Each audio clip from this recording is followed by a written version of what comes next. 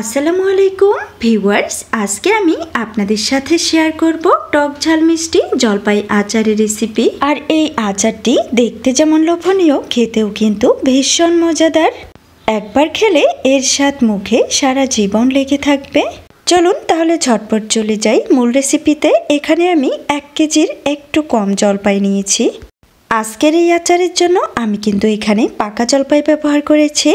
এখন হাত দিয়ে এই জলপাইগুলোকে আমি চটকে নিব। তো আচারের জন্য আমাদের মূল উপাদান এই মশলা। আর মশলাটা বানানোর জন্য এখানে আমি নিয়েছি 1/2 টেবিল চামচ পরিমাণ জিরা, 1/2 টেবিল চামচ পরিমাণ ধনিয়া, 1 টেবিল চামচ পরিমাণ নিয়েছি পাঁচফোড়ন, 3টি শুকনো মরিচ এবং 3টি সাদা। তো প্রথমে চুলায় একটি প্যান বসিয়ে এখানে আমি মরিচ এবং এলাচগুলোকে ভেজে নিচ্ছি।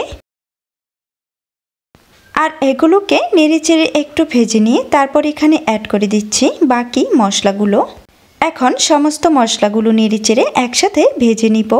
একটু কিছুক্ষণ নেড়েচেড়ে মশলাগুলো থেকে যখন খুব সুন্দর একটি ফ্লেভার বেরিয়ে আসবে, ঠিক এই পর্যায়ে মশলাগুলোকে আমি প্যান থেকে উঠিয়ে রাখবো। আর ঠান্ডা হওয়ার পর এই মশলাগুলোকে আমি গুঁড়ো করে নিব। তো আবারও সেই একই প্যানে আমি দিয়ে দিচ্ছি 1 কাপ পরিমাণ সরিষার তেল। তেলটা গরম হয়ে আসার পর এখানে দিয়ে দিচ্ছি 4টি শুকনো মরিচ, সাথে আরও দিয়ে দিচ্ছি 2টি তেজপাতা। এখন নেড়েচেড়ে এগুলোকে একটু ভেজে নিব।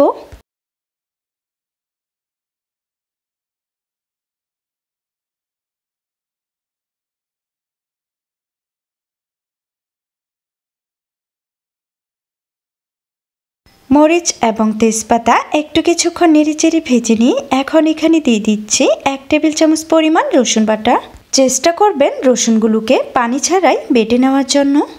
এখন নেড়েচেড়ে এই সমস্ত উপকরণ একসাথে ভেজে নিচ্ছে। একটু নেড়েচেড়ে ভেজে নিয়ে রসুন থেকে যখন কাঁচা ভাবটা চলে যাবে, ঠিক এই পর্যায়ে এখানে দিয়ে দিলাম 1 চা চামচ পরিমাণ হলুদের গুঁড়ো। এখানে আমি হলুদ গুঁড়োটা ব্যবহার করেছি আচারের মধ্যে খুব সুন্দর একটি কালার আসার জন্য। তারপর সমস্ত কিছু নেড়েচেড়ে নিয়ে এই পর্যায়ে এখানে দিয়ে দিলাম আগে থেকেই চটকে রাখা জলপাইগুলো। আর জলপাইগুলো এখানে দেওয়ার পর আবারও নেড়েচেড়ে সমস্ত কিছু একসাথে মিক্স করে দিচ্ছি।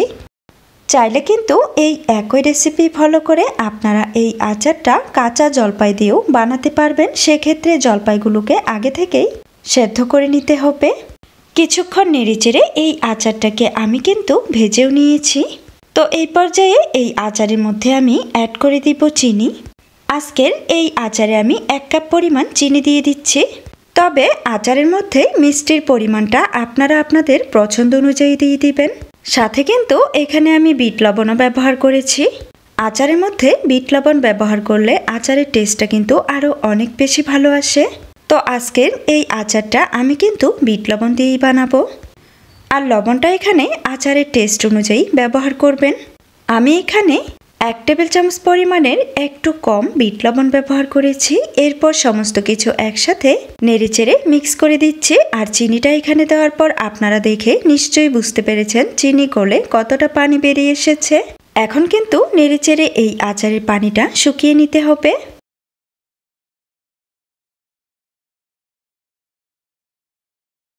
তো একটু কিছুক্ষণ নেড়েচেড়ে নিয়ে এই পর্যায়ে এখানে দিয়ে দিচ্ছে আগে থেকেই গুঁড়ো করে রাখা মশলাটুকু। তবে আপনারা দেখে নিশ্চয়ই বুঝতে পেরেছেন আমি কিন্তু এই মশলাগুলোকে একদম ফিনিশিং গুঁড়ো করিনি। আর মশলার গুঁড়োটা আচারের মধ্যে দেওয়ার পর আবারও নেড়েচেড়ে সমস্ত কিছু একসাথে মিক্স করে দিচ্ছি।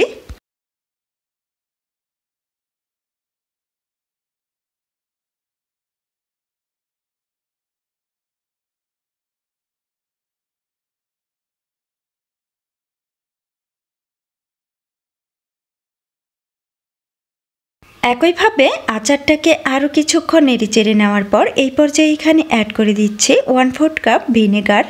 আচারের মধ্যে ভিনেগারটা আপনারা অবশ্যই দেওয়ার চেষ্টা করবেন। এর ফলে কিন্তু আচারটা অনেক দিন পর্যন্ত সতেজ এবং ভালো থাকবে। তো ভিনেগারটা এখানে দেওয়ার পর আবারও নেড়েচেড়ে মিক্স করে দিচ্ছি। আর এই পর্যায়ে দেখুন আচার থেকে পানির পরিমাণ কিন্তু অনেকটাই শুকিয়ে গিয়েছে। তো এখন কিন্তু এই আচারটাকে অনবরত নেড়েচেড়ে ভেজে নিতে হবে। আর যে কোনো আচার আপনারা যত বেশি সময় নিয়ে ভাজবেন আচারের কালারটা কিন্তু তত বেশি সুন্দর আসবে। আর অনেক বেশি ভেজে নেওয়ার ফলে আচারটা অনেক দিন পর্যন্ত ভালো থাকে আর খেতেও হয় বেশ মজাদার। ভাজতে ভাজতেই এই পর্যায়ে দেখুন আচারের কালারটা কিন্তু চেঞ্জ হতে শুরু করেছে। এখন আমি এই আচারটাকে আরও কিছুক্ষণ নেড়েচেড়ে ভেজে নিব, এতে করে আচারের কালারটা আরেকটু সুন্দর হবে। আপনারা আচার বানানোর সময় কালারটা কিন্তু আপনাদের পছন্দ অনুযায়ী করতে পারবেন। যত বেশি ভাজবেন আচারের কালার তত বেশি সুন্দর আসবে। আর শুধু কালারেই নয়, স্বাদেও পরিচয়। এই আচারের স্বাদের কথা কি বলবো, একবার খেলে আপনি তো এর স্বাদ ভুলতেই পারবেন না। টক ঝাল মিষ্টি এই জলপাই আচারটা খেতে এত বেশি মজাদার হয়।